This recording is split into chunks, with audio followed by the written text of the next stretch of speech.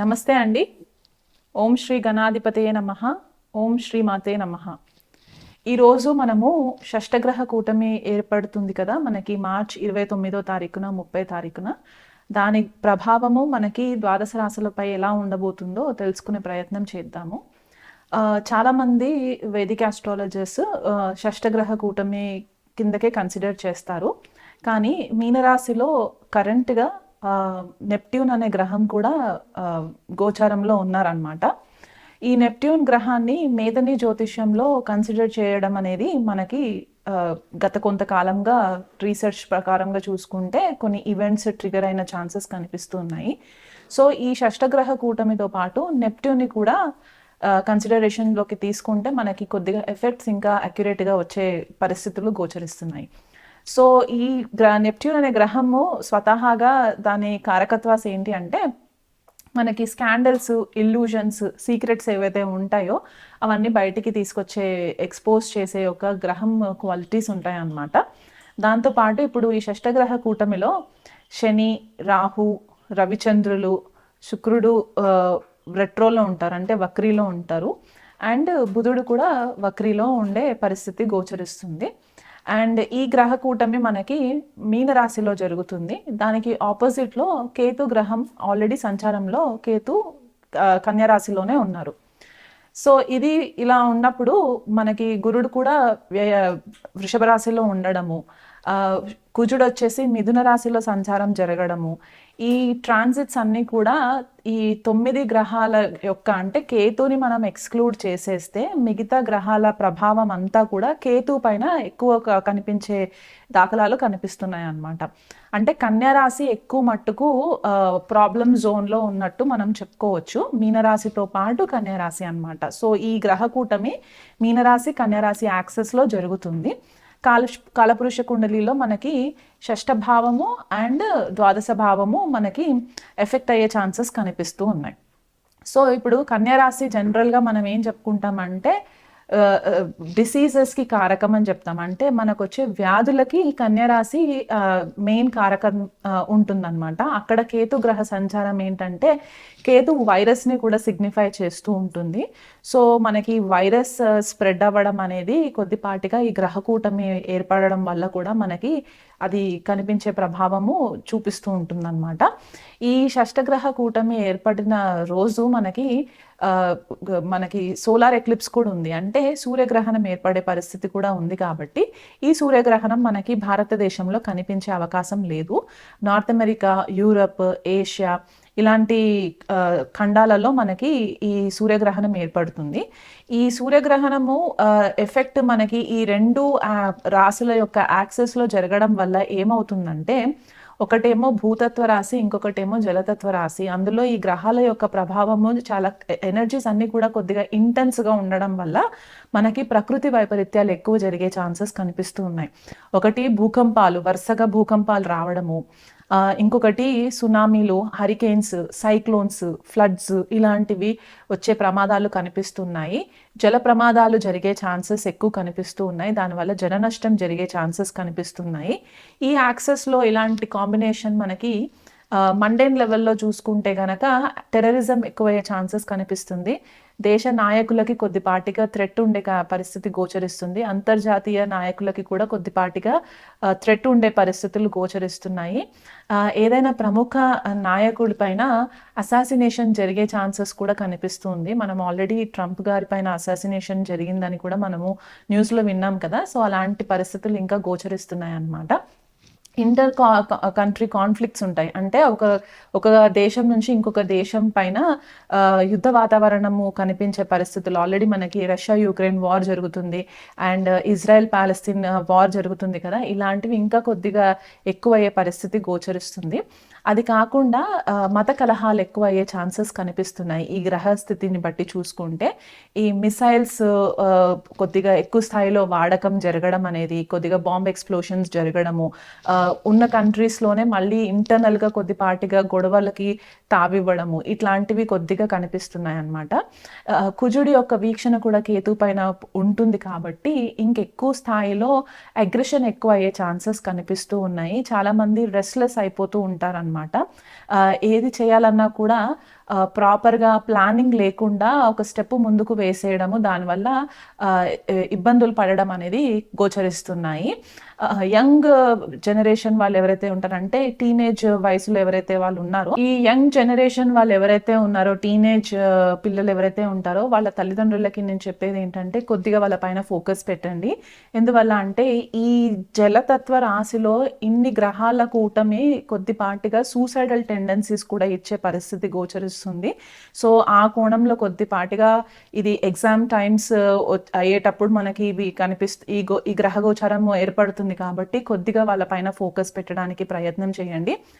చాలా మంది ఐసోలేషన్ అంటే ఒంటరిగా ఉండడానికి ఇష్టపడే పరిస్థితులు కూడా కనిపిస్తూ ఉంటాయి. ఎస్పెషలీ మనకి ఇది మీనరాశి వాళ్ళకి, కన్యరాశి వాళ్ళకి ఎక్కువ చూసే పరిస్థితులు ఉన్నాయన్నమాట. సో వీలైనంత మట్టుకు మీరు ఒంటరిగా ఉండే ప్రయత్నాలు కాకుండా అందరితో కలిసిమెలిసి ఉండడానికి ప్రయత్నాలు చేయండి. అలా కాకుండా ఇప్పుడు వైరస్ అనేది కొద్దిగా స్ప్రెడ్ అవుతుంది. మనం న్యూస్లో ఆల్రెడీ చూస్తూ ఉన్నాం కదా, చైనా నుంచి ఏదైతే హెచ్ఎంపీవీ వైరస్ స్ప్రెడ్ అవుతుందో ఆ వైరసే కాకుండా ఇంకా వివిధ రకాల వైరసెస్ కూడా స్ప్రెడ్ అయ్యే ఛాన్సెస్ ఉన్నాయి. కానీ దానికి భయం ఫేస్ చేయకుండా కొద్దిపాటిగా మీరు ముందే ప్రికాషన్స్ తీసుకొని మీ ఇమ్యూనిటీ లెవెల్స్ని కనుక మీరు కొద్దిగా హ్యాండిల్ చేసుకొని రెగ్యులర్గా మెడిటేషన్, యోగా ఇట్లాంటివి ఏవైనా ప్రాక్టీసెస్ కనుక మీరు హీలింగ్ ప్రాక్టీసెస్ చేసుకున్నట్లయితే కనుక అది ముందు రాకుండానే కొద్దిగా అవాయిడ్ చేయడానికి పాసిబిలిటీస్ మీరు ఏర్పరచుకున్న వాళ్ళు అవుతారు. అండ్ ఇది కాకుండా కొద్దిగా నాన్ వెజ్ అవాయిడ్ చేయడానికి ట్రై చేయండి. ఆల్కహాల్ కన్సంప్షన్స్ అవాయిడ్ చేయడానికి ట్రై చేయండి. ఎందువల్ల అంటే ఈ డిప్రెషన్లోకి వెళ్ళే పాసిబిలిటీస్ ఎక్కువ కనిపిస్తూ ఉన్నాయి. స్పెసిఫిక్గా జలతత్వ రాశులు అంటే మీనరాశి, కర్కాటక రాశి, వృశ్చిక రాశి వాళ్ళు ఎక్కువ మట్టుకు డిప్రెషన్లోకి వెళ్ళే ఛాన్సెస్ కనిపిస్తున్నాయి. కాబట్టి అలా కాకుండా వీలైనంత మట్టుకు కొద్దిగా అందరితోటి కలివిడిగా ఉండి దైవారాధనలో ఎక్కువ టైం స్పెండ్ చేయడానికి ప్రయత్నం చేసుకోండి. ఈ గ్రహ కూటమి ఏదైతే ఏర్పడుతుందో, ఎవరైతే ఎక్కువ ఆధ్యాత్మికమైన మార్గంలో ఉంటారో వాళ్ళు ఒక ప్రణాళికబద్ధంగా స్పిరిచువల్ ప్రాక్టీసెస్ చేస్తూ ఉంటారు. ఎలా అంటే meditation, pranayama, breathing exercises, yogic life style lead చేస్తూ ఉంటారో అలాంటి వాళ్ళకి ఈ పర్టిక్యులర్ గ్రహ కూటమి పెద్దగా ఎఫెక్ట్ ఇవ్వదు.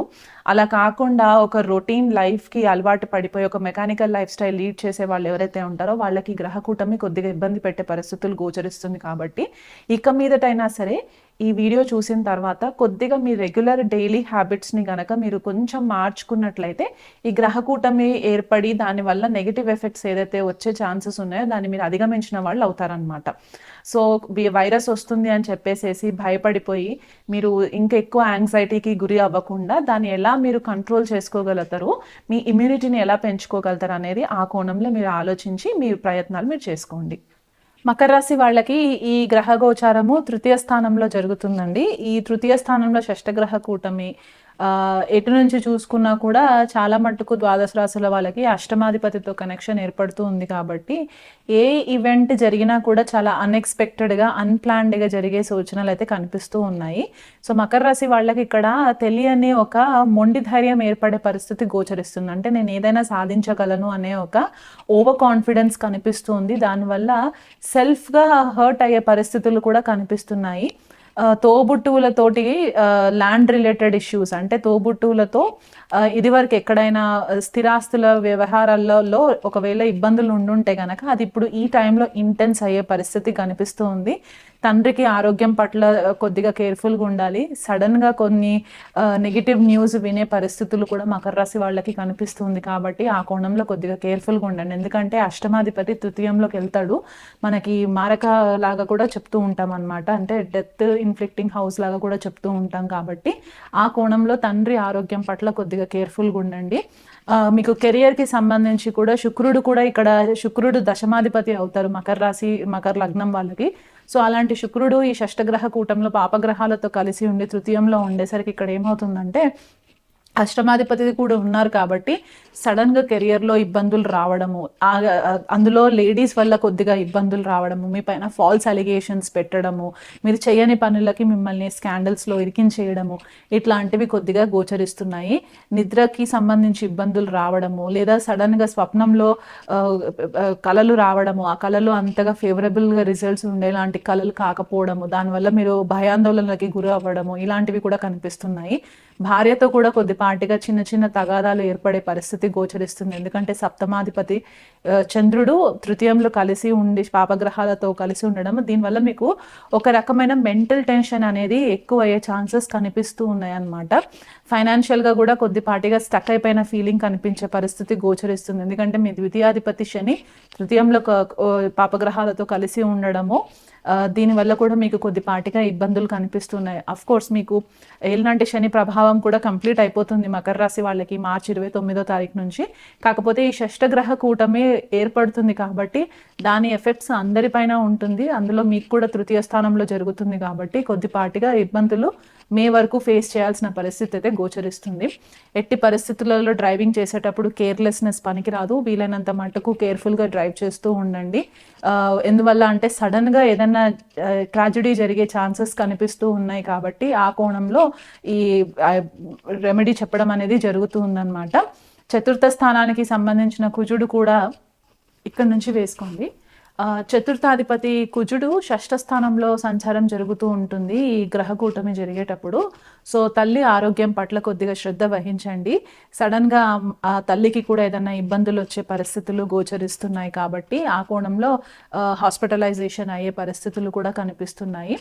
అండ్ ఇదే కాకుండా ల్యాండ్ రిలేటెడ్ ఇష్యూస్ కూడా, అంటే తోబుట్టులతోనే కాకుండా బయట వాళ్ళతో కూడా మీకు అనవసరమైన ల్యాండ్ రిలేటెడ్ ప్రాబ్లమ్స్లోకి వెళ్ళే పరిస్థితి గోచరిస్తుంది. కాబట్టి ఎక్కువ మట్టుకు మీ ఫోకస్ అంతా కూడా మీ థర్డ్ హౌస్ మ్యాటర్స్ పైన ఎక్కువ ఉండాలి. అంటే మీకు కమ్యూనికేషన్ కొద్దిగా క్లియర్ కమ్యూనికేషన్ ఉండాలి. అనవసరమైన ఆర్గ్యుమెంట్స్లోకి వెళ్ళకండి. వీలైనంత మట్టుకు మౌనం పాటించండి. ఈ షష్టగ్రహ కూటమినే కాకుండా వచ్చే 50 రోజులు, అంటే షష్టగ్రహ కూటమి నుంచి నెక్స్ట్ 50 డేస్ ఏవైతే ఉంటాయో ఆ 50 రోజులు కూడా మీరు కొద్దిపాటిగా కేర్ఫుల్గా ఉంటే కనుక ఏ ఫాల్స్ అలిగేషన్స్, ఏ స్కాండల్స్లోకి వెళ్లకుండా ఉండే పరిస్థితి గోచరిస్తుంది. ఈ గ్రహ కూటమి అంతా నెగిటివ్ ఎఫెక్ట్సే ఇస్తున్నాయి అని చెప్పేసేసి ఆలోచించకుండా వీలైనంత మట్టుకు వచ్చే 3 నెలల నుంచి 6 నెలల వరకు, అంటే ఈ గ్రహ కూటమి ఏర్పడిన రోజు మొదలు పెట్టుకొని వచ్చే 3 నెలలు నుంచి 6 నెలల వరకు ప్రతినిత్యం గనక ద్వాదశ రాశుల వాళ్ళందరూ కూడా నిత్యం శివ ఆరాధన చేసుకోవడము, అంటే రుద్రాభిషేకాలు చేయించుకోవడం, మీ స్తోమతకి తగ్గట్టుగా రుద్రాభిషేకాలు చేసుకోవడము దగ్గరలో ఉన్న శివాలయంలో. అలా కాకుండా శనికి వీలైనంత మట్టుకు నల్ల నువ్వుల దీపం పెట్టడం, అంటే ఈ గ్రహ కూటమి ఏదైతే ఏర్పడుతుందో దాని గురించి ఎక్కువ భయపడకుండా వీలైనంత మట్టుకు ద్వాదశ రాశుల వాళ్ళందరూ చేయవలసిన రెమెడీస్ ఏంటి అంటే వచ్చే 6 నెలల వరకు, అంటే 3 నెలల నుంచి 6 నెలల వరకు ఈ గ్రహ కూటమి ఏ రోజైతే ఏర్పడుతుందో మార్చి 29th ఆ రోజు నుంచి 3 to 6 months వరకు కూడా రెగ్యులర్గా మీరు మీ స్తోమతకి తగ్గట్టుగా దగ్గరలో ఉన్న శివాలయంలో రుద్రాభిషేకం చేయించుకోవడము, లేకపోతే ప్రతినిత్యం మీకు వీలు కుదిరితే అక్కడ గుడిలో మీకు పాసిబిలిటీ ఉంటే గనక శివుడికి అభిషేకము చేయించుకోవడము అదొకటి. అలా కాకుండా శనికి నల్ల నువ్వులతోటి ఒక నల్లటి క్లాత్ ఉంటుంది కదా, ఆ క్లాత్లో ఒక స్పూన్ నల్ల నువ్వులు వేసేసి మూట కట్టేసి శుక్రవారం రోజు రాత్రి ఒక గిన్నెలో నువ్వుల నూనె పోసేసి నానబెట్టి శనివారం రోజు ఉదయము ఇది దగ్గరలో ఉన్న శివాలయంలో నవగ్రహాలు ఎక్కడైతే ఉంటాయో అక్కడ ఈ నల్ల నువ్వుల దీపం ఒకటి వెలిగించి ప్రతి సాటర్డే మీరు ఇది విధంగా చేసుకున్నట్లయితే కొద్దిపాటిగా ఈ గ్రహ కూటమి వల్ల ఏర్పడే నెగిటివ్ ఎఫెక్ట్స్ని మీరు కొద్దిగా కంట్రోల్ చేసిన వాళ్ళు అవుతారు. అలా కాకుండా రాహు కూడా ఈ గ్రహ కూటమిలో ఉన్నారు కాబట్టి మీరు అనవసరమైన అలిగేషన్స్లోకి వెళ్ళకుండా, లేకపోతే చికాకులు రాకుండా, సడన్గా ఏదన్నా ఒక పెద్ద ప్రాబ్లమ్స్లోకి వెళ్ళకుండా ఉండడానికి మీ ప్రతి వీధిలో లేదా ప్రతి కాలనీ కమ్యూనిటీలో గ్రామదేవతలు ఉంటారు కాబట్టి ఆ గ్రామదేవత ఆలయంకి వెళ్ళి అక్కడ రాహుకాలంలో శుక్రవారం పూట, ఎందుకంటే శుక్రుడు కూడా కలిసి యుతిలో ఉంటారు కాబట్టి శుక్రవారం రోజు రాహుకాలం టైంలో నిమ్మకాయ దీపాలు పెట్టడము మీరు కంటిన్యూగా చేసుకున్నట్లయితే కొద్దిపాటిగా ఈ శని రాహుల వల్ల వచ్చే ప్రభావాలు కొద్దిగా తగ్గుముఖం పట్టే ఛాన్సెస్ ఉంటాయి. నేను స్పెసిఫిక్గా శని రాహుకి ఎందుకు చెప్తున్నానంటే మనకి మేజర్గా ప్రాబ్లం క్రియేట్ చేసేది ఈ 2 గ్రహాలు కాబట్టి అందులో మనకి ఏప్రిల్ వరకు కూడా రవి శని రాహులతో కలిసి యుతిలో ఉంటారు. దానివల్ల కూడా మనకి చాలా రకాల ఇబ్బందులు ఏర్పడే పరిస్థితులు ఉన్నాయి. ఈ వైరస్ స్ప్రెడ్ అయ్యి మనకి ఇంకెక్కువ ఇంటెన్సిటీ ప్రాబ్లమ్స్ రాకుండా ఉండడానికి ఈ రెమెడీస్ చెప్తున్నాను అనమాట. నిత్యం దుర్గాదేవి ఆరాధన చేసుకోవడము, ఏదైనా అమ్మవారి స్తోత్రం పఠనం చేసుకోవడం, అది లక్ష్మీదేవి అవ్వచ్చు, లలితాదేవి సహస్రనామాలు అవ్వచ్చు, దుర్గా సప్తశతి అవ్వచ్చు, మీకు ఏది మీ మనసుకి ఏది కానీ కరెక్ట్ అనిపిస్తే ఆ దేవత యొక్క ఆరాధన అష్టోత్తరం చదువుకోవడము మీరు క్రమం తప్పకుండా ఖచ్చితంగా ఒక 6 మంత్స్ వరకు మీరు చేసినట్లయితే మీకే కాకుండా మీ కుటుంబ సభ్యులకి కూడా మీరు డైరెక్ట్లీ ఆర్ ఇండైరెక్ట్లీ కొద్దిపాటిగా మీరు రెమెడీ క్రియేట్ చేసిన వాళ్ళు అవుతారనమాట. సో తప్పకుండా ఈ రెమెడీస్ ఫాలో అవ్వండి. మీకు ఇంకా ఏదైనా స్పెసిఫిక్గా మీ జన్మ జాతకాలని మీరు చూయించుకోవాలనుకుంటే కనుక మీ దగ్గరలో ఉన్న ఆస్ట్రాలజర్స్ని కన్సల్ట్ చేయొచ్చు, లేకపోతే మమ్మల్ని కూడా కన్సల్ట్ చేయొచ్చు.